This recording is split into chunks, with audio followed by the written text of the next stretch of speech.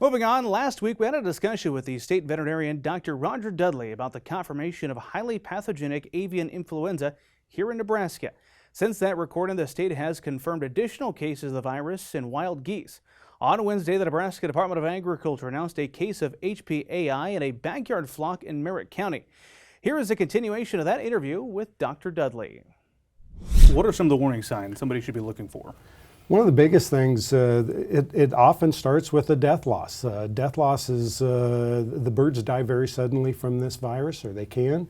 But oftentimes we can also have things like decreased egg production, decreased water consumption, respiratory symptoms associated with the birds. And so those are things that we really want people to be paying attention to. And if somebody does detect something like that, is it a phone call to the Nebraska Department of Agriculture their first step? If they work with the veterinarian, local veterinarian very closely, they certainly can reach out to their local veterinarian and have a conversation. But otherwise, we should certainly welcome phone calls into the Nebraska Department of Agriculture or to USDA. USDA has a sick bird hotline that you can call into as well. So we want to get the information as soon as possible. So you mentioned enhanced biosecurity. Let's dive a little bit deeper there. Are there a few tips in particular you want to share with our viewers today of steps they can take to keep this off their farm? One of the best is there's some great resources that USDA has put out.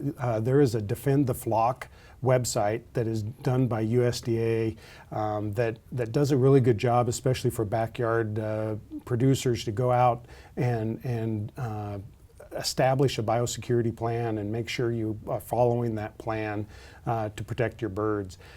Basically, it comes down to both commercial and backyards. There's kind of 14 biosecurity principles that we really want their biosecurity plans to incorporate, which can be everything from making sure there's a biosecurity coordinator to making sure there's a line of separation and perimeter buffer area type items. I want to leave you with the final word. What else would you like to leave for our Market Journal viewers this week to share with them about what we're learning thus far?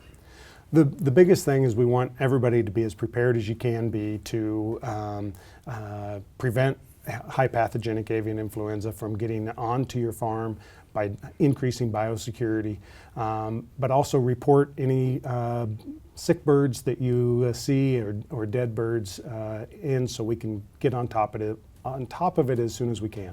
Dr. Dudley, thank you very much for your time. Thank you.